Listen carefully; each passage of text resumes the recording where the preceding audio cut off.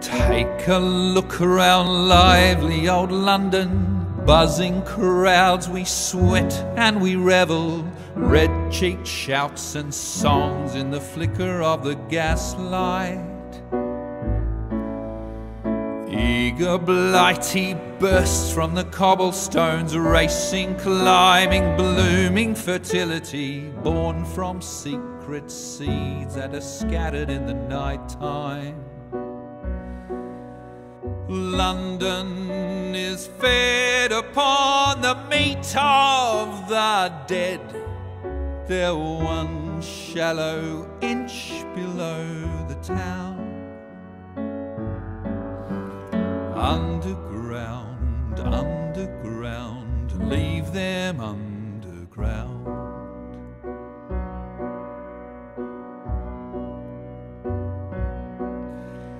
Them that whispered dreams that only poisoned us, them that told us lies of their bravery, them that preached of progress and put us in the poorhouse, them done horrid murder on bloody stages, them that loudly crowed their humility, lords and dames that sung in the chapels on a Sunday. All quiet now, their mouths are stopped up by mud. They lie flung in rags and make no sound. Underground, underground, leave them underground.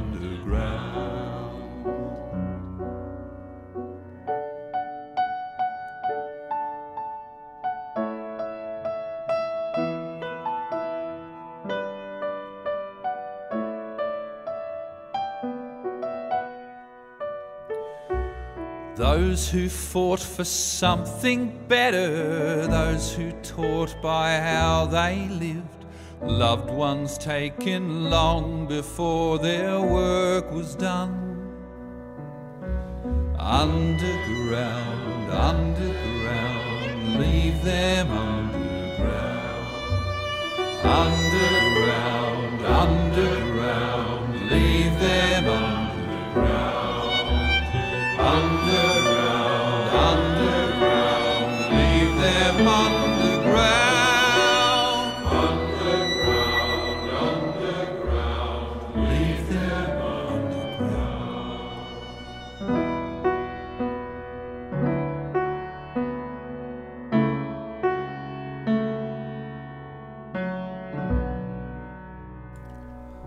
Hello and welcome, one and all.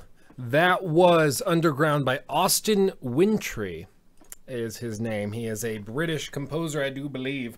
And yeah, no, he did the original soundtrack for Assassin's Creed Syndicate, actually. And so I highly recommend that one. The camera is weird today. There are some weird colors coming in. The hair is also not quite on fleek, but what are you going to do?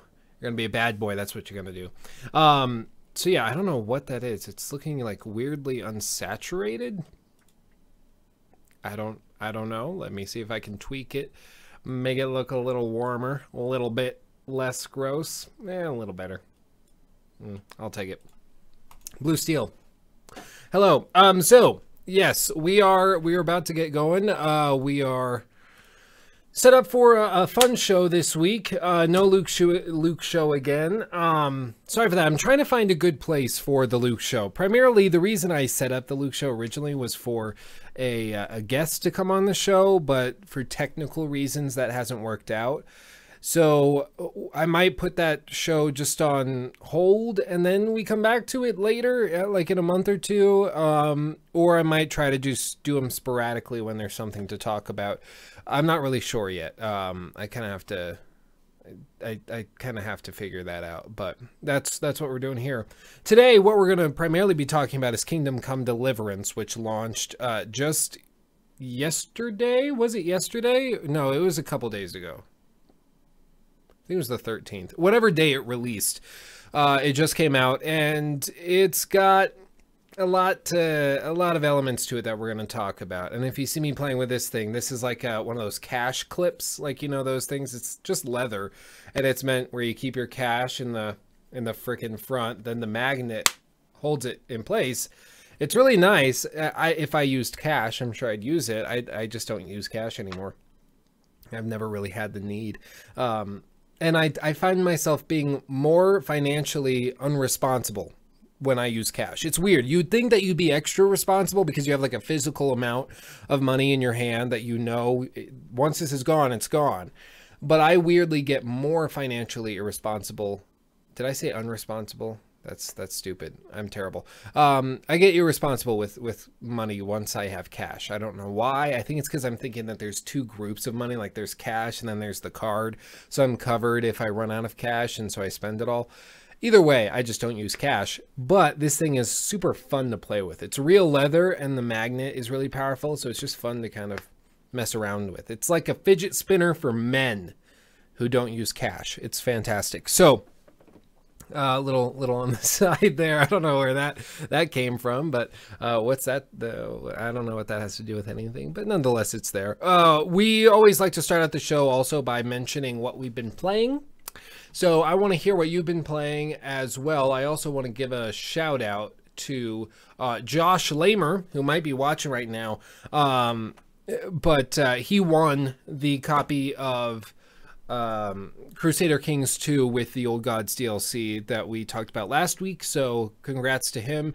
Again, follow me on Twitter if you want to find out about more of those things, and join the Discord as well. That's always the easiest way to find out when something interesting is happening. But there we go. So congrats to him. As for what I've been playing, yes, I see some people mentioning things. Derek G, thanks for coming out. Glad to have you here. I've been playing a lot of LA Noire on the Switch, just going back through that game. And this is going to come up actually today, which is why I'm mentioning it. As we talk about Kingdom Come Deliverance, we're going to be talking a little bit about LA Noire, and you'll see why. There's two main reasons I think that those games are similar somewhat, and we'll talk about that. As for other games, I've been playing some Monster Hunter. Monster Hunter is just a little harder to just kind of sporadically play. You kind of have to commit to it because the missions are set up with 50-minute intervals. Some of the missions will take you just 20 minutes to get through. Others will take you the full 50 minutes, and it'll take you ages to get through it. It really just depends. But I've been trying to play that as much as I can. It's very slow going. It's not a super front-loaded game. Basically, the first 8 hours are just a tutorial. And after that, there's still tutorials stretched out throughout the entirety of the game. I'm very confident you could play that game for about 30 hours and still not know exactly how everything works, which is kind of good, I suppose, because there's constantly more depth, more interesting things to do. But it can also be a negative because it means that, you know, of course, you never feel as though you're actually fully playing the game. You're just slowly revving up to it. So you get there eventually. I'm working on it. I'm working on it. So don't worry about that. As for other games, of course, Kingdom Come Deliverance, I've been going through a little bit. I think it's good. We're going to talk about it at length today. Of course, I haven't finished it, but I've played it enough where I do feel as though I've got some things I could mention. So we'll talk about Kingdom Come Deliverance in a few. As for other things going on, yeah, it's just been kind of standard, nothing too fantastic. I went down to Denver. For those of you not familiar, I live in northern Colorado. Denver is central Colorado. I went down to Denver to see a musical called First Date, which was hilarious. I'm telling you, if you are anywhere in Colorado or anywhere that show is playing, go see it. It's hilarious. Stephen Burge, there's another girl, Adrian, I forget her last name, that were doing the show, and they did a just fantastic, phenomenal job.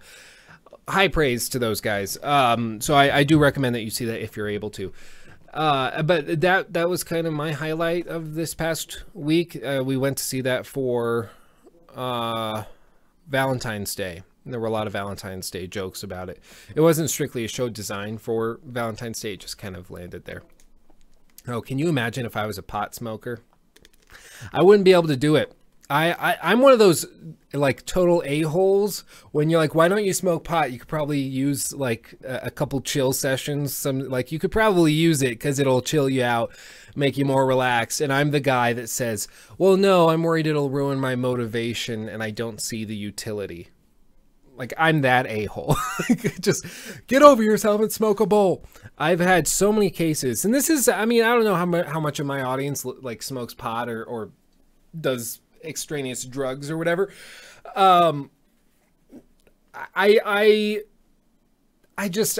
I honestly don't see the need for me to do it. I don't care if somebody else do it. I have tons of friends who do it. Maybe socially you could do it, like if you're hanging out with a bunch of friends and then you'll do it, kind of like when I get a ton of friends over for a big celebration or something. Sometimes we'll all like get cigars and we'll do that. But so maybe socially I would. I don't really like the smell. I don't like the way that it makes you feel. I don't like anything that alters the way I think and I perceive reality around me. I don't even like drinking. Like I don't like getting even close to drunk. I don't like getting high on anything. I just don't enjoy it. And if you don't enjoy something, why do it? Like it's not one of those things where I feel like I need to drink to be cool or something. I just honestly don't care that much. Maybe it would make me cooler if I got drunk more often.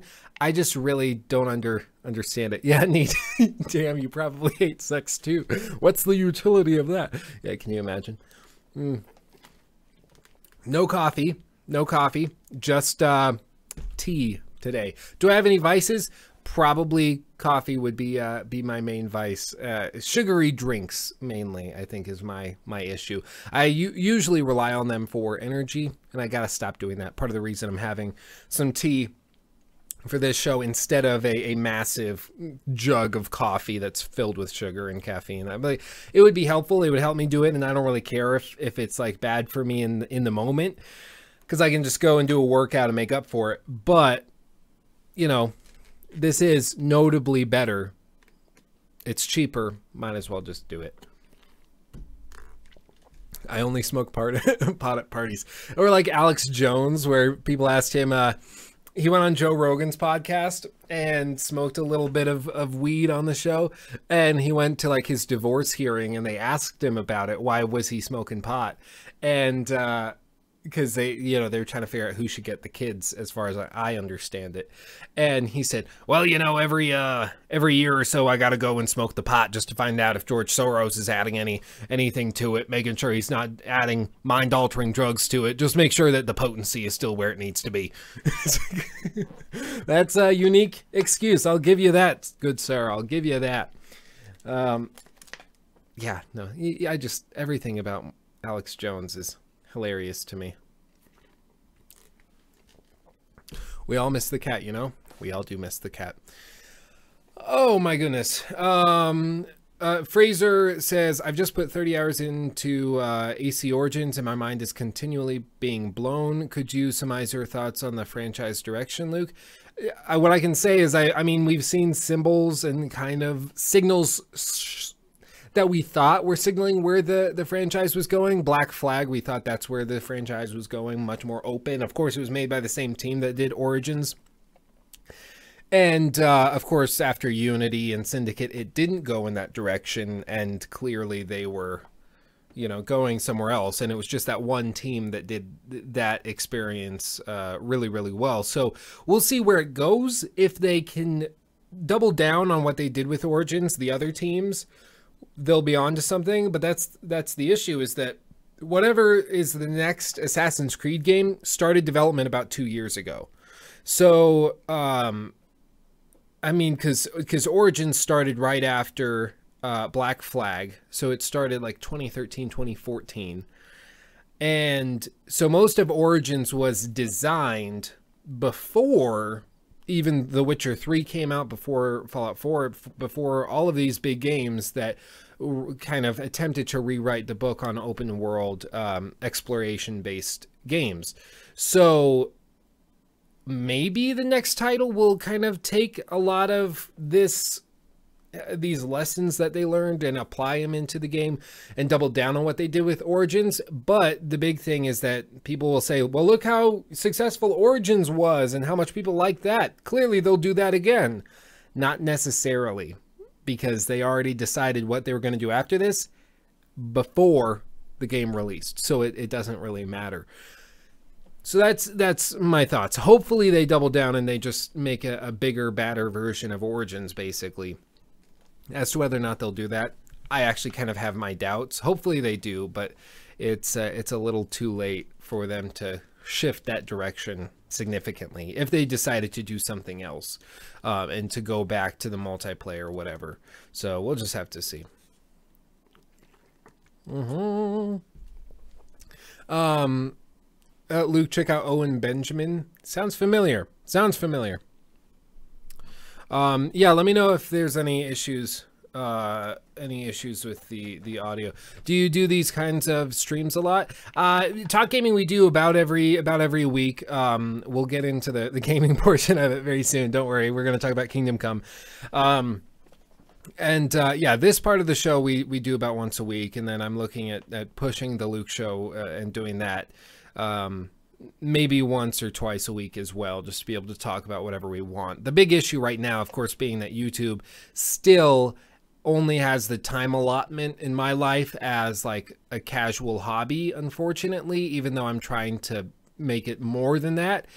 And in order to do a lot of these bigger streams, to do like the Twitch thing where you need to be doing 4 or 5 or 6 streams in like a week in order to just meet the bare minimum, it kind of has to have a larger place in your life, and I just don't currently have that. So we're getting there. We're getting there. But it's slowly chugging. That's what we're doing. We're slowly chugging. So yeah, let's jump into this. Kingdom Come. Kingdom Come. If you noticed before the stream officially started, I skipped past this gameplay because I got my ass kicked. I was trying to figure out the combat system, which, to be fair, is incredibly clunky and weird. And yeah, it's rough. It's real rough. Well, it's very similar. It reminds me a lot of what they tried to do with what was that game called? For Honor.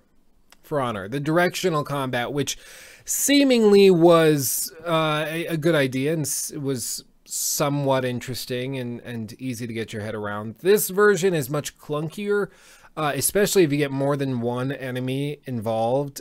The entire system goes up in the air because it's based on this auto lock system that just doesn't work that well. And like, you can back out. See, there I go.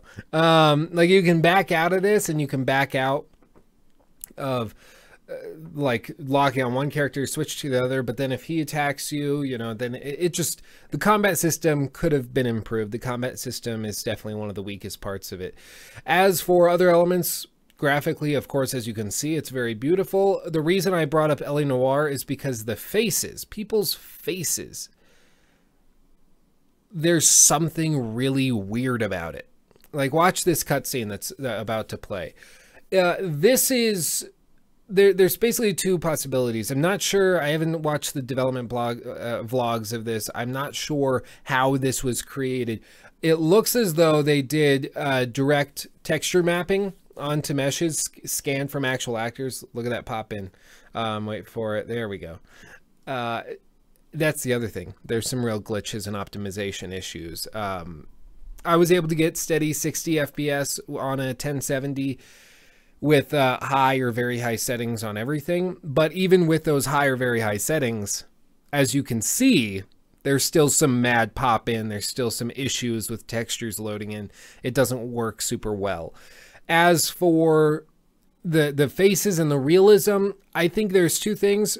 It's in the uncanny valley, very clearly, where it looks good, and parts of the characters, like the skin, the scruff, all of that is directly mapped onto their mesh, so it looks real, at least that part. But the mouth movements, the eyes, little things like that don't jive completely and look very strange. Very, very strange. There's just something that doesn't quite sit right with me on it. Now, let me pull up a clip of LA Noire. And I want you just to compare. Now, LA Noire was created with a completely different system. So LA Noire, it wasn't just a mesh. Like, these have an actual mesh with an armature, which is what they call like the bone system of a character. And then they weight each piece of the armature a certain weight to affect the mesh accordingly. And what that means is if you have a bone routed to the finger of a character, for instance, you need to create 1, 2, 3 bones if you want the full range of motion, and each bone you assign a section of the finger, and then that gets moved independently according to the bone. So when you map it out like that, you can have a character's face like this, where the jaw is structured and it moves, actually the mesh is moving. All of that is changing in real time, but the face, the texture is captured from a real person. So you get kind of the best of both worlds. With something like LA Noire, let me pull up this and mute it. This is LA Noire. No spoilers. I want to just, so look at this, look at this. Yeah, we're not connected to live chat. Yes, we are. What are you talking about? There we go. So with this one, look at the faces. So how they did this is they motion captured from like the actual movements, the walking and all of that. And that's all the information that's using from basically the neck down. That's why you see all of the characters have either like buttoned collars, kind of like this to cover that seam, or they go and they use like necklaces. You'll see a lot in the game because there's 2 separate parts that are basically operating and were animated completely independently. On this, in LA Noire, you have the body that is filmed and captured completely separately, sometimes months apart from when they captured and animated from the neck up. And how they did the neck up is they sat in a booth and there were cameras all around them that filmed and streamed what was happening on their face. So with this, there isn't that dedicated armature that is animating and moving the jaw and the lips and the eyebrows and all of that. It's basically just a video that's streamed onto the face.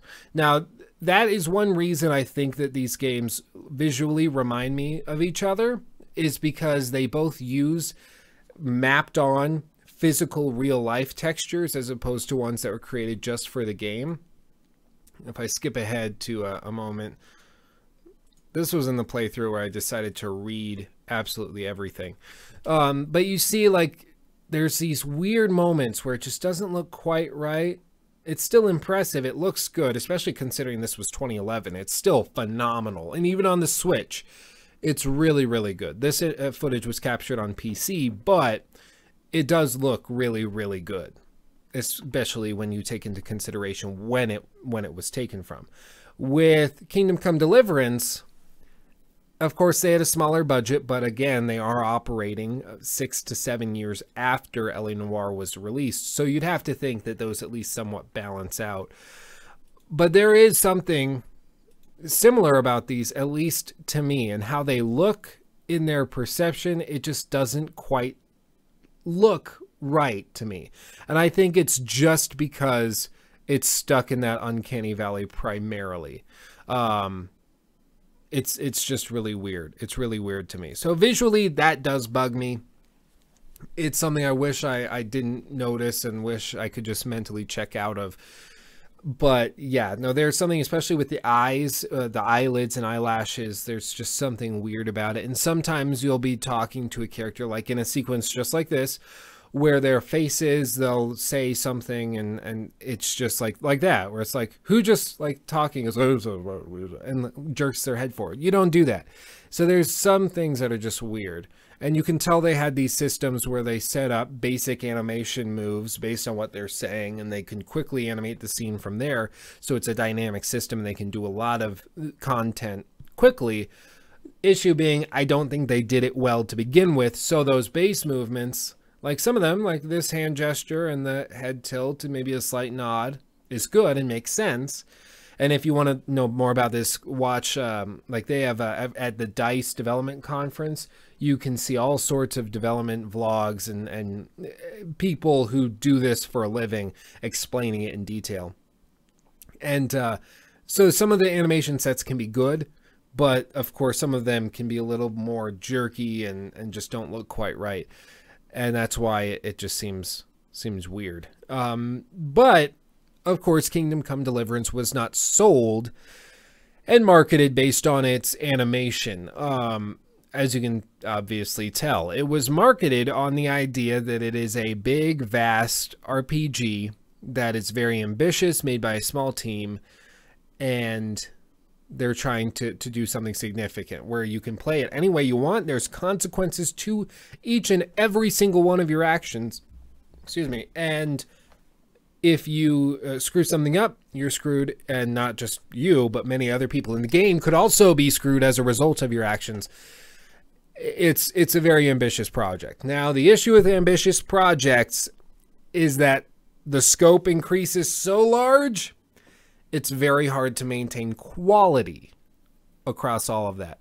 And that's what we've seen, is not just, as we mentioned, with the combat, with the animation, but also in the overall bugginess of the game. Now, I haven't had any major bugs where I saw some clips of people who had like characters' heads just refuse to render. I've seen that happen. I have not had that happen for me specifically, but I have seen videos of it happening. I've seen videos of you know, house walls completely disappearing, and then you can just walk through combat sequences where everybody drops dead all of a sudden. Really weird stuff. And the tough thing about this is you never really know to what extent something is real or it's fake. Like, of course, when Andromeda released, there were some real issues. I still have footage. Let me see if I have it readily available. I still have footage of Mass Effect Andromeda. Yeah, right here. Look at this. This is real. I captured this while I was playing through the game, preparing for a critique. And this is something that actually happened. It was so buggy, I ran into this, where the ground stopped rendering. And I had to like restart the game, if I remember correctly. There was no easy fix. It even did this after a reboot. It just fundamentally broke. It was ridiculous. I mean, look at this. This is insane. And so these types of situations and these types of issues are obviously real. And just because I don't experience an issue doesn't mean it's not real. But I do know of situations where there have been people who claim to experience horrible glitches, and then you find out that they went into the console and messed around and purposely glitched it up so that they could get a ton of views on their YouTube video. So it does happen where these glitches can be faked for easy clicks. It certainly happens, which is why I'm a little skeptical when I see something really severe in a video game that not many other people are talking about. Now, as for oh yeah, and this was on PS4, by the way. This wasn't even like a PC version where something got messed up. This was on the PS4. How insane is that? It's just crazy. But with Kingdom Come Deliverance, there were of course many issues as well. I mean, how many other games do you get to throw turds at houses? Germans' houses. How fun is that? Now, one of the first big issues that I encountered in the early game of Kingdom Come Deliverance that I will mention is the idea that you have to, like, you do have freedom in the game, but you're set up initially with a strict guideline of who this character is, who Henry the character is. Now, of course, you can't customize Henry. You don't get to set aside a bunch of settings and markers at the start of the game to decide how you're going to play and who you're going to be. That's something that's dynamically done as you play through the game. So you can change, but everyone starts at the same point. My issue is that at the very beginning, you see through some of the quests that you do, as you can see this mission right here, and this isn't really spoilers. This is first 20 minutes of the game. You see moments where, of course, like this guy that was just speaking right back here, he's discussing basically there's kind of a duality. There's the main king who is born to rule but is completely incompetent, and then there's the other guy who is not specifically mandated to rule, doesn't have the same right to rule as the dumbass king, current king, but he feels that he can actually do what needs to be done to maintain the realm, maintain society as they know it, and maintain the kingdom. So he comes in and takes over by force and then starts running it himself. Wenceslas is the rightful heir, who's a complete dumbass. Now, I understand this. I understand what they're trying to say, but I also understand why Deutsch, who's the German character who supports the other king coming in and kicking Wenceslas out, I understand what he's saying as well. I wish you had the ability to take the other side at the start of the game. It would make some really interesting interactions between your father and your mother, but I think that's one of the issues why they didn't allow you to state an opinion on that sequence. Right here, Henry says, yes, he's wrong, he's terrible, Wenceslas is the rightful king, because they want to set up that story. They want you to be unified against this one common enemy instead of embracing that enemy right at the outset. With Fallout New Vegas, at the very start of the game, you walk out the doctor's house, you can turn right, head down to Novak and talk with the Pattergangers and join their side and then help take over Good Springs in a matter of minutes. Or you can turn left and go talk with the guys at Good Springs and help them beat the Pattergangers, or you can walk right past them all and maybe you head straight for, you know, New Vegas itself, and you want to help Mr. House and deal with that. You can do whatever you want. You can interact with anybody. It doesn't matter where you start because they start from nothing. The common issue with a lot of RPGs is that they try to they try to allow for like everything, but also prescribe certain things. So it's just it's a little rough how it starts. As it goes on, though, they really expand it out so you can pick what you want, you can do what you want, and you can interact, you can have experiences. You have, of course, charisma stats where you can talk, where you can deal with people how you want. But that doesn't come till later, and you kind of have to build up from there. As for other elements of the game, I mean, it certainly is interesting. They have all sorts of stealth mechanics, some of which are broken. For instance, if you steal something and a guard comes and says, hey, let me search you, you can actually pause the game, dump everything out of your pockets, and then have him search you and you're fine. He's like, okay, have a good day then. Sorry for stopping you. And like you have just piles of stuff around you that you just stole, but apparently he didn't see you just dumping it out of your pockets. So like some of the AI issues I think could be improved. I don't know if that's just a mechanic that they didn't filter through, if that's an AI glitch and normally they do catch it, if it's a menuing glitch where sometimes you aren't like supposed to be able to open your menu at all to dump those things out. Should be an easy patch to make. But yeah, it's just kind of weird. But as for the writing, as for the quality, as for the story, as to what they're trying to do, I think it works really well. And it's actually kind of refreshing to have a game set in a medieval setting that has interesting characters that you can kind of sympathize with, which is nice. And they do have a lot of potential. And this is why I named this episode When Things Are Painfully Average, just because there's so much potential in this that it kind of breaks my heart that so much of it is held back by the budget constraints, by the time constraints, by everything else that they were doing. Like, for instance, right here, I got beaten up by that guy when I tried to claim the debt that he owed my father. I've got cuts and bruises on my face. Not only does that restrain my current health, but restrains my stamina. It also can lead to bleeding, which can increase the damage dealt. But in addition to all of that, when you're interacting with people, like a noble, for instance, he's going to notice that you have cuts and you're bleeding and bruised. He's going to notice that, and then you get a lower reputation, and he doesn't take you as seriously. It's harder to convince him of things. All of this plays together. Now, of course, sometimes it doesn't work, like this cutscene, for instance. His cuts all of a sudden are missing for some reason when they were just there a second ago, and as you'll see in a minute, they come back after this cutscene. So there's still a lot of issues with it, but that's a very ambitious gameplay mechanic to have, and it's one that I think there's a lot of potential buried deep within there. It's just, for whatever reason,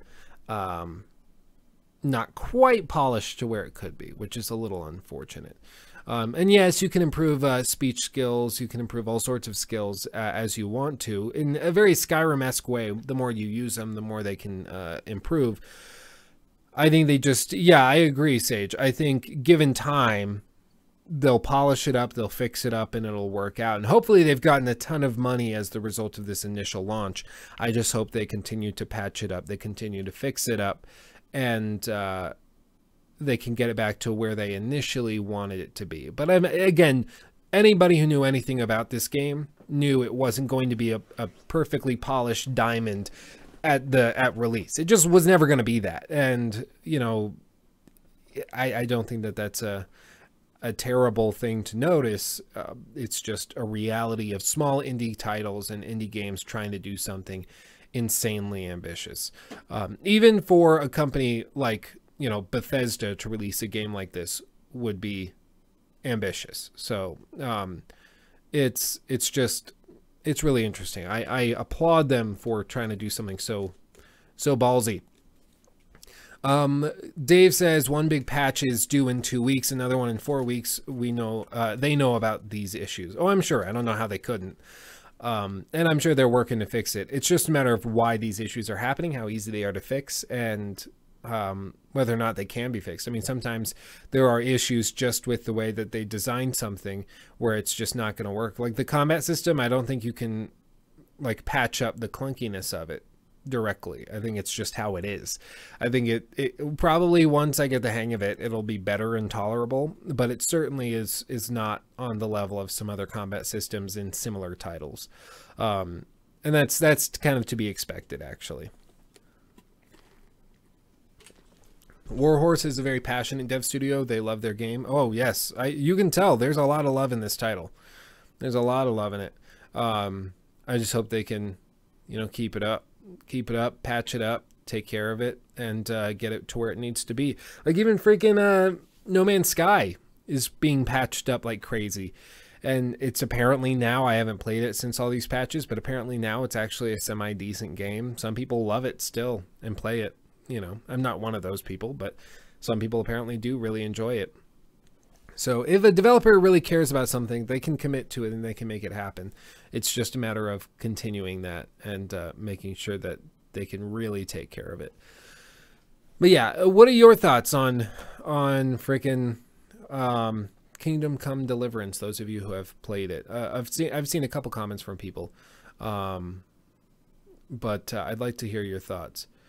What is, let's see, I just wish it wasn't lock-on combat. Dave says, I really like the combat system. It was a big learning curve, but it's very rewarding after you learn it. Oh, I'm sure. Have you tried using a controller with the game? A little bit, actually. Yeah, after using keyboard and mouse, I realized that might not be what they were going for. Or perhaps I'm just really bad at the mouse controls with the combat system specifically. It works okay. It works okay. Horses are also weird. The horses, some people were saying they hate the way the horses control. I actually don't mind. I think it's actually not as bad as it could have been. I've played some games where it's real bad, very uncontrollable and unpredictable. I actually don't think it's that bad. No. As I said kind of at the beginning, I have not finished the game. Well, we're just kind of spitballing here, letting kind of getting our thoughts out on it, to know how we're liking it. As weird as Equus, yeah, some of these games control really weirdly like Equus. Oh, Equus. What a weird play is that. And apparently, I looked it up. Apparently, the theater, I do want to hear what you guys are saying. For those of you not familiar with Equus, I talked about it last show and the show before that, so I won't reiterate everything. It's just a really weird freaking play that involves some onstage nudity. And apparently, there was a local theater like in southern Colorado that tried to do Equus with only partial nudity, and they got a cease and desist order from the author. He said, no, you cannot do it unless you do it. And so that was something funny I found out like 2 days ago that I thought I'd mentioned. Falsifying Genesis says this game is way better than The Witcher 3. Well, if it's better than The Witcher 3 for you, I'm glad you're enjoying it that much. I'm glad you're enjoying it. Let's see. Dave says it's very refreshing to play a game where you're a nobody and not a world-saving hero. I would agree with that. That is one of the most frustrating, just bizarre trends in gaming. I understand they want you to feel special. They want you to feel like you have some big role to play, that this world is an escape for you. But it's fundamentally uninteresting when you are like a superhero. Like Superman's life would be boring because he can do whatever he wants. That's why Superman is not a super interesting character when you try to do really intense films about him. Just because the only way you can really make it interesting is to make it, like, add character faults, to add issues where he's weak, where he has these issues. A game like Skyrim, where you're just all of a sudden, you know, you're the Dragonborn and you can do whatever you want. It's a fun sandbox to just run around and mess stuff up and do random stuff. But it's just not as interesting. As weird as that sounds, it's more interesting to be a nobody than to be somebody who has everything. It really is. And at least when you're a nobody, you have somewhere to go. At the start of Kingdom Come Deliverance, you're a nobody, especially after one of the big events happens at the beginning of the game. No spoilers. You're a nobody who has nothing. And, like, where are you to go? What are you to do? You don't have much. That's just it. And I appreciate that because it's interesting. It gives you something to do, whereas otherwise you wouldn't really have it. This moment was a moment where I had a glitch actually come about, if I remember correctly. So, for instance, right here, is it? I might have skipped past it. Oh, here. So right here, we beat the crap out of this guy. And then he collapses down. And maybe I just misunderstood what the game wanted me to do here. But look, so I click on him. I can either release him unconditionally, let him go disarmed, continue combat, or end the dialogue. None of these really imply which one is right or if I'm going to get the money I need from him by doing that. So my buddy just kicks him. He starts sucking his own kantushka. So I rob him, take his door key and his like chest key, and then I go into the house. Come on, skip ahead. Oh, I go into the house, and it's really hard to get where I need to. But basically, there was just a moment right back here. If it's really hard to scrub to where I need to be to show you this. Right there. But like I leave the house and then he comes around the corner and then he plays, after closing his door, like, oh, my door's open, let me close that. And then his cutscene plays that I think was supposed to play when he initially got knocked out. Enough, I give up. Like, I just beat your ass like 2 minutes ago, and now you're giving up? What are you doing? You just woke up. You have a major concussion. Get over yourself. This piece of dialogue was really weird too. Ma, I'm hurt. It won't stop bleeding. That's what she said. I'm not going to go into more detail than that. Yeah, it's a good game. I'm enjoying it, and especially what it is and who made it. I'm impressed by what they're doing. I just wish. I mean, it's one of those weird things where you kind of it's one of those weird things where you kind of wish it was made by a bigger studio who had more resources and could do something bigger and maybe a little bit more technically polished. But at the same time, if another bigger studio did it, it wouldn't be the same game. And you can guarantee your butt that wouldn't be the case. So it's one of those just things where sometimes the cost for a game like this is a buggy launch and some limitations in some of the gameplay mechanics. It's kind of endearing. It's one of those endearing things about a game that has a very ambitious scope and is made by a smaller, more passionate, non-corporate team, which is a benefit of it. But I don't mind the bugs, to be honest. I just remember how buggy Skyrim was at launch, and everyone still gave it a perfect 10 out of 10. And that's the big thing, is you have to consider who, like, what or how you're going to be scoring and grading a game. Because if you're going to be grading it and doing it based on, for instance, just what the game is today, like Jim from the Jimquisition, I think is what he calls it, he got a ton of crap because he gave, oh crap, what game was it? He gave a big game a 1 out of 10. I can't remember what the game was. What game was it that he gave a 1 out of 10 that everyone freaked out about? I can't for the life of me remember what game it was, but he freaked everyone out. And it was just because he encountered a game-breaking glitch. I think it was Prey. It was Prey, I believe. Was it Hellblade or was it Prey? It was Hellblade. Okay, everyone's saying Hellblade.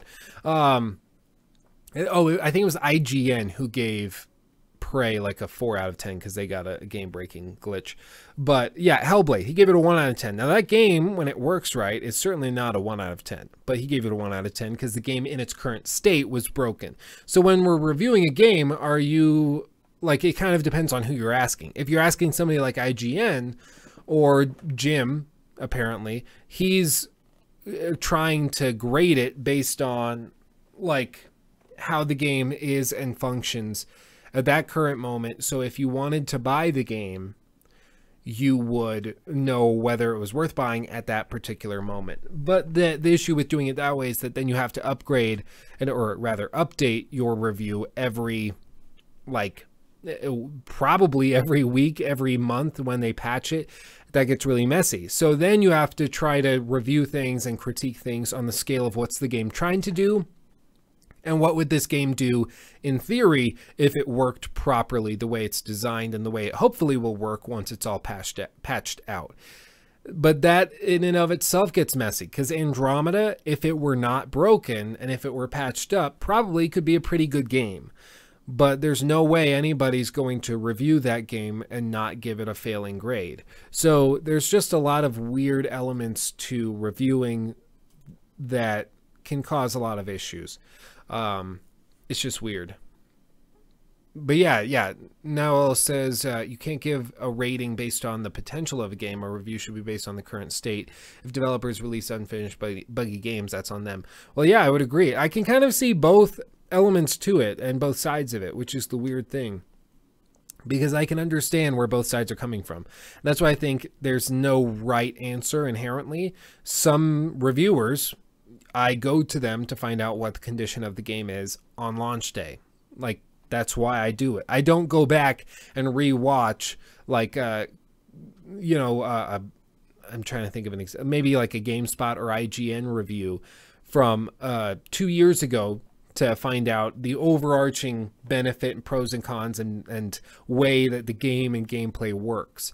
To do that, I go and I look for like a critique, or I look for a longer review where somebody actually went through when the game was working properly and looked at the game as it was designed, not as it was released in that moment. So I think there's certain people have different jobs. A reviewer probably is looking to review the game that they receive and that they get to play. Whereas a critiquer or an analyst, or whatever you want to call them, a games journalist, whatever you would call somebody who does longer critiques, they're more concerned with the overarching quality of the game, the design of the game, when it, in theory, is working properly. Yeah, I don't know how I got on that. But the Synth Potato says, also a cool detail I noticed is people react to what you wear. When I wear knight armor, people refer to me as Sir or Knight. When I wear a royal outfit, people refer to me as Lord. Yeah, and that's why I say, like, there's so many elements of this game that are really well done that's part of the reason it kind of breaks my heart that it's not currently functioning the way I'd like it to. Because I've had moments where that does happen, where you are dressed in different garb, you are cleaned off, and you're well fed, for instance. People take you more seriously. People look at you with a better, more respectful, tilt to their eye. But when you go out and you do something else and you dress as a knight, for instance, I've had that happen and nothing changes, or they won't talk to me because they think that I'm dirty, even though I just clean myself. So there's issues. There's some issues. Once it gets patched, it's going to be a steal. Like, once this thing gets taken care of, polished up, you better believe I'm going to be recommending it every few episodes. Like, it's going to happen all the time. It's just not currently there, which is one of those things where I'm thinking if I do a critique on this, which I plan to, but I'm thinking I might hold off on the critique for a month or two just so I can wait till all those patches are done and review the game they wanted to have released and wanted players to play, rather than the game that just so happened to be out when they released it. Yeah, Taylor, this game gives me a feeling of excitement I haven't had since Witcher. Well, that's good. That's good. There certainly is a lot of excitement. I found it to be one of the most intriguing games to just start playing through casually that I've encountered in the last year, probably. Hellblade was very, very intriguing to me as well. So I would say that one is up there, at least for me personally. But yeah, no, I think that's probably what that is. Let's see. Machete Lucius says, "Hey Luke, I was wondering if you played Bayonetta before and if you're planning to get Bayo 2 on Switch. It's absolutely brilliant. I'd love to hear your opinion on it." I've actually, yes, because it's coming out on the Switch, I do have trouble where I'm trying to figure out games to talk about, games to look at that I wouldn't otherwise have an excuse to look at. Those are the ones that really interest me, because anybody can go on and do like a big freaking like analysis of Call of Duty or something, and that probably will get a fair amount of views, but everyone's doing it. It's not that interesting to me. What interests me is doing things that otherwise wouldn't get to be made, and that's why something like Bayonetta 2 coming out on the Switch is such an interesting opportunity. So I do plan on jumping on that. As for the video this week, I got a couple things in the works as to which is going to end up being released. I'm not sure currently, but I do want to look at the Switch specifically, and I want to look at part of the reason I think the Switch has been so successful and kind of surprised everybody. And if you have any opinion on why the Switch has been so successful, I mean, I've already basically scripted the thing, so this would just be for me, but I'd love to hear why you think the Switch is so successful and has captured so many people's excitement where other consoles just haven't been able to do that, and the Wii U certainly didn't. So I'd love to hear your thoughts on that. Yeah, Neat, stop ignoring our posts. Yes, they want me to get Dishonored, I believe, let me see the original quote. Yes, Neat says, "Get Dishonored or Liam and I will come to your house and kidnap the cat." Oh yes, Dishonored. Are they going to be making another Dishonored? Have there been any rumors on that? I don't actually know. Dishonored.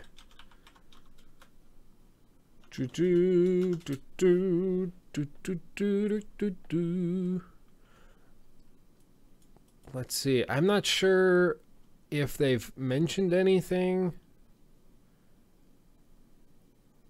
Yeah, I don't know. I might go through those games. I might go through them. I just got to figure out what the demand is, what the interest is. Otherwise, I would totally jump on that. Let's see. The Synth Potato says, "I really wish they would add a normal saving system to this game. It's really frustrating to lose hours of progress just because I slip off a hill and die by accident." That happened to me. That is actually one thing I would say, is that games that adds a mechanic like that, it works when it's done intentionally for a very intentional reason, and again, when it works. You can add difficulty to a game, and that I would classify as difficulty. The saving system in the Kingdom Come Deliverance, you have to go to a bed, you have to use one of these special vials, like you have to do very specific things to get the game to save properly. That is a very intentional thing to get you thinking in this gameplay loop of, oh, I need to play the game the way they want me to. I need to go to bed, I need to eat, I need to take care of my character. So it reinforces the gameplay loop. The issue being, when the game is so buggy and glitchy and inconsistent, it means that you're going to die inevitably, not as a result of your own mistakes, but as a result of... That's me with a sword. That's how sad that was. It's going to happen, not by anything you're doing wrong, just by the very nature of the game being broken and buggy. So if they can patch it, that would probably be best. I understand why it's the way it is right now. More option is always better, though. Make it so maybe you have a like hardcore mode or a hard mode or survivor mode, whatever you want to call it, where it's this save system that it is currently, and then you have the easy or casual mode or whatever you want to call it to make people feel good about themselves, and do that where you can actually go in and save wherever you want, whenever you want. So that's what I would say.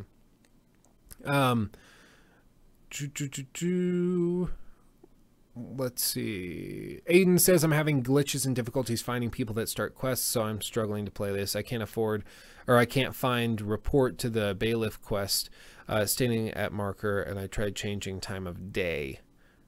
That is weird. Yeah, I don't know. Look up a YouTube video of a walkthrough. Maybe there's some trick to it. I have noticed there's a few questing irregularities and weirdnesses with it. Like where you're asked to go and get your father some booze, like some ale, and he says, don't let it get warm, keep it cold. It's not heavily implied how quickly that's supposed to be done. Like, you can pick it up. The cool thing is if you pick the ale up first and you run the other errands for like 10 minutes and then you drop it off to your father, he'll say, this is warm, this is not cold anymore, go get me another one, and you have to pay for it now. But there's no clear measure. You don't get to see when something changes from being hot to cold. You don't, at least as far as I know. So you just kind of have to wing it and go for it. And it's a little strange. I mean, I guess it's more like real life, again, because you're just assuming you got to hurry once you pick up the cold thing to get it in a hot day to your father. But still, it's just one of those video game things where you would expect to have a little bit more information, like a timer or something. Maybe they tried that and it just felt too video gamey. I don't know. But that was just one little example of something I noticed as well.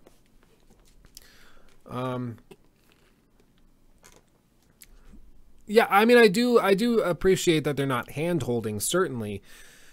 But in order to not hand-hold, you have to make sure that the game can support a more generic, or not generic, a more naturalistic way of playing it. In other words, when games force you to like follow quest markers and hold your hand very tightly as you go through the game, usually it's because the game wouldn't support any other type of play, any other style. If you tried to turn off the minimap, you wouldn't be able to progress. And that's the result with a lot of larger games, is that, I don't want any spoilers, so I'll back up. That's one of the issues with some of these larger games, is that there's a lot of issues with those types of quests where they just say, go find this guy. I've put it on your map. And if you don't have your mini-map pulled up, if you're not following those dots, you can't do anything. That's an issue. Whereas, like in The Witcher 3, as I mentioned in my ultimate critique, there are moments when you can play through the game without the mini-map on. It's much more difficult. It takes a lot more time. You better believe it, but it can be done. Where they say, hey, go to Skellige and find the guy on top of the largest hill or something. I'm not saying that's an exact example. I'm just saying that's an example of something. And so you go to Skellige, you look on your map, and then you know, once you're standing there, you look around, see what the tallest hill is. You go up to the top, ask around, try talking to some people, and then you find the one guy, just as you would in real life, because there in real life wouldn't be any moments, there wouldn't be any, you know, signifier that this is the guy you're supposed to talk to. It's on top of this hill, not that hill. You just have to figure it out. And so a game has to be able to support that style of gameplay. And again, with glitches, with some of those other areas and errors where certain characters aren't appearing, it takes away the confidence you have in the system, which is so crucial. Because if you're going to go through and expect me to just not have any help and be able to just explore this world as it is, the world had better be solid and be able to hold up to that pressure of having somebody explore it without any guidance. And if you don't do that, then you're going to run into some real issues. Let's see. Yeah, so we'll do this real quick, and then we'll do the final flush. I'll answer this question. If you are not familiar with what the final flush is, go ahead and just put something funny, something goofy in the chat, and we will read through it. I will read through it. If I crack up, I lose. If I don't crack up, I win. Yeah, you just put like a one-liner, a joke, a pun, something silly in the chat. I'll read through them. Try not to crack up as we do it. So go ahead and put those in the chat, and I'll respond to this question while you do that, so you have some time to fill it out and put your most witty lines into the chat, and whoever wins, wins, and will get my respect. Machete Lucius says the Switch is successful because of the marketing, the fact that it is different, and also due to the fact that it had multiple heavy hitters, especially Zelda, which is one of the best games ever. This is certainly interesting. I think Zelda is one of those things where obviously it did something very, very right. It did very, very right. And I'm not entirely sure even still what Zelda did that was so incredible that made it work so well with the Switch. I think it was partly the duality and the simile between the Switch's portability and freedom to be able to take it wherever you want, to be able to play anywhere you want, and then also releasing with Breath of the Wild, allowing you to go and experience whatever you wanted, wherever you wanted, however you wanted. And you know, the Switch fundamentally is a very simple device where you can do a lot of things with it. You can detach the controllers, you can play with them like that. You can click the controllers back on and then play with it docked with an external Pro controller, and then maybe you get a bunch of Joy-Cons and you have people over and you're playing Mario Kart. You can do all sorts of things and split it up. But what makes it so special is that you can do all of those things so easily and seamlessly together. And that's the same exact situation you see with Zelda, where it's a bunch of very small individual quality mechanics that you wouldn't otherwise have gotten to work so well together. But they work so flawlessly that it's truly interesting and intriguing. And that's one of those things, like people were saying, when are the developers going to add like petting to the game, where you can like pet the animals in the game? And the game director was asked, why didn't you guys add this into the game? And he said, well, we actually considered it. It was a very easy system to add in, and we actually, I believe they said they even had it in the game at one point. The reason they didn't keep it in the game is because Zelda Breath of the Wild is based on freedom and a litany of small mechanics that work very well independently, and when you string them together, it creates this tapestry of fun that you can do almost anything with it that you want. And to add a mechanic where you can just pet dogs and pet animals, that would just be one mechanic that's usable in one single way. And they didn't feel like that was a good use of their resources, so they decided instead to go and add in mechanics where, like, if you find a dog, you can drop some meat on the ground, which you can also use to bait things. You can use it to do all sorts of stuff.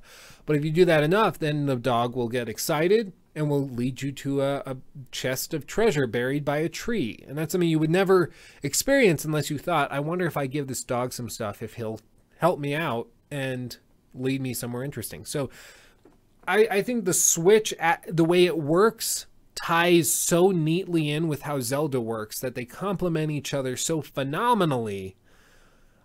There's something there.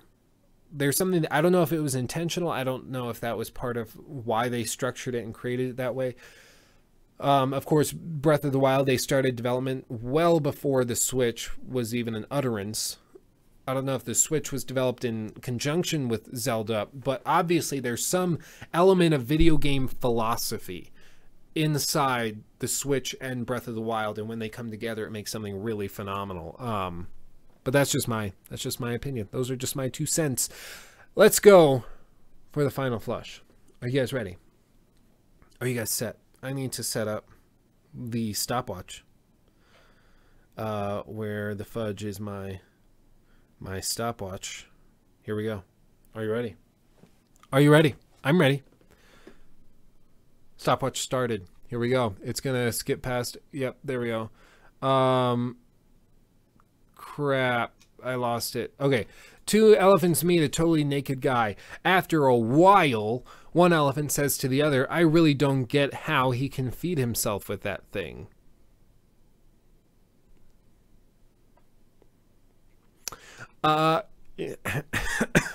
Sorry, cough. Luke Stevens, have you had any Trump chocolate pretty cheap from your nearest Walmart? Oh, I see what you did there. I see what you did. Sometimes it's very important if a sentence was said by a man or a woman. For example, I used a whole pack of tissues during that awesome movie yesterday. That is true. It's very important. I got lucky and found my way to the place by accident at Dave. Have you ever tried to make a bunch of cheesy jokes, but everyone was lactose intolerant? Ooh. Bad cough today. Have you tried... No, I just read that one. I saw, I dropped a like. Gonna bail because I came too late. I'll watch the upload. Have a good weekend, all. Well, thank you, Willy Billy Bobby. B-O-B-B? Willy Billy Bobby. Willy Billy Bobby. I like that. It took me a few tries, but I got it. Yeah, well, I'm glad to see you here. Yeah, the stream should be up right after this. Yeah. Yes, how to spoon, Dick. Oh, derp burp. That... I do agree that's how you do it. There's not a lot of room for interpretation there. Just kind of got right to it. I dated both a future nun and a future lesbian. I don't know what I did wrong, but at least I have Skyrim where everything I say is right. We've all been there, my man. We've all been there. I actually dated a former lesbian. Turned her straight again. I'm just that good. What's different to 7 babies in one... what's different to 7 babies? I think 2. Maybe we didn't. I don't know. What's different? 7 babies in one dumpster, 1 baby in 7 dumpsters. Oh. Nintendo have said they want a 7-10 year lifespan for the Switch. Is that a joke too? Because that feels like a joke. We'll stop there because I've been going for like 3 minutes. But to address that, I think if Nintendo is hoping to do like a freaking like full 6, 7, 8 year lifespan for the Switch, they better have some plans for like a Switch Pro or something where they can try to get that. Because the thing is, part of the reason that the Switch works is because it is already outdated. When it launched, it was outdated in terms of the hardware inside, but that's part of what made it so successful. Like, I'm freaking playing a game from 2011 on this portable handheld machine, and I'm enjoying it because it's a good game that I can take with me wherever I want, and it gives me an excuse and a reason to play it again. So they kind of embrace that, but that's not going to hold up forever. There's only so many 360 and PS3 titles that people want to play on the Switch. So eventually you're going to have to take that next step. I don't know if you call it the Switch 2nd generation, the Switch 2, the Switch Pro, whatever you call it. Maybe make it a little bigger screen, higher res, better cooling system, and some more powerful hardware. Maybe you have some Switch Pro exclusives. Whatever you do, I'm okay with buying another Switch. I'm okay spending $500-600 on a Switch if it's capable of playing some newer games that are scaled down, of course, for the smaller screen, but that I can take with me on the go. If they can figure that out and add freaking cloud saves, which I still don't know why. I haven't heard a single good excuse as to why cloud saves aren't a thing. Why are freaking cloud saves not a thing? I don't understand it. I really don't understand it. Somebody's telling me, Rostam says, check out Neil Druckmann's latest tweet. Oh, geez. Here we are. Oh, I do declare. Year of the Dog. Year of the Dog. That's interesting. So, of course, you know, the dog's in a motion capture suit, which is freaking adorable. Neil Druckmann's wearing the Last of Us t-shirt. Please don't end up making me hurt him in the game. Let him be a friend and don't let me lose him to infected or mean people. I like that. Oh, yeah. Now, you better believe they're going to make you, like, shoot the dog or something. They're totally going to do that. Oh, imagine if there's, like, a new mechanic where you have to freaking, like, add in something where you, like, there's just a, like, there's a dog mechanic, a companion mechanic where you have to, like, he helps you find, like, that could be really cool. They'll have to figure that out. I'm not sure. That'd be interesting. Yeah, Herp Derp, I think you won. I think you won the final flush. I think you did. Yeah, I think you did. I'm going to be honest. You were just so blunt with it. I appreciate that. But yeah, no, that's really freaking cute. That's really cute. Has he said anything else about the game recently? I don't think he has. These Valentines were really cute, though. And freaking look at this. This is at PlayStation headquarters. It's a Last of Us board game painted on the wall. It's like Candyland. But like you start in the quarantine zone with the outskirts, then Billstown, then Tommy's Dam, then the Lakeside Resort, and then it loops around and you go through Utah. Like, it's the entire freaking thing. This isn't even at Naughty Dog's headquarters. How much fun would that be? I want to live there. I want to work there. That'd be so much fun. I want to work at PlayStation headquarters. And Neil Druckmann, 100% of it. I don't know how he did that, because it's just not that good. I'm gonna trigger some folks right there. Anyway, but yes, thank you all for coming out. We gotta figure out what we're gonna do for the final celebration, because Herp Derp won. Friggin' I didn't prepare this, so we're doing this on the fly. I'm going to the Discord. We're gonna take a final flush suggestion. Let's see, we did that one last week. Oh, that one we were going to try to do, but it was going to get copyright struck. So let me do this one. Here we go. Here we go. Big money. Big money.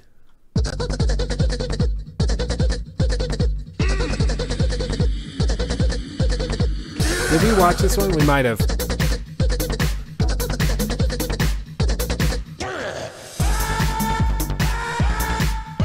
I don't know either.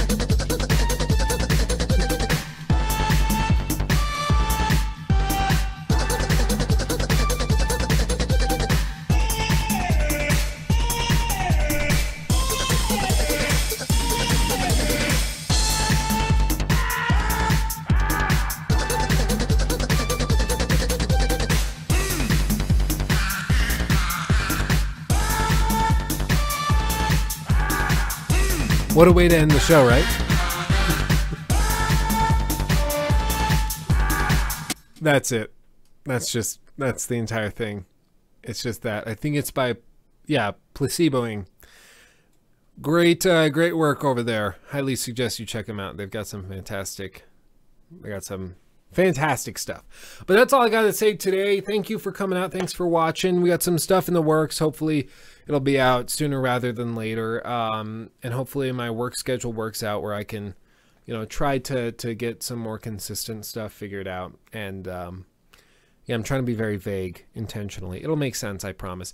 But that's all I've got. Thank you all for coming out. Thank you all for watching. If you're watching this streamed later or on the watch page later, not live, still thank you for watching. Like the video if you liked it, dislike if you disliked it, subscribe if you haven't already. Check out the Patreon. That's what helps us do bigger and bigger shows, do bigger and bigger things, review more games, all of that stuff. It's all done through Patreon and through your support on the show. So I really do appreciate every single one of you who do come out and do support the channel that way. But that's all I've got to say. Thank you for watching. I love you all, and I'll see you in the next video. Peace out. Love you. Bye.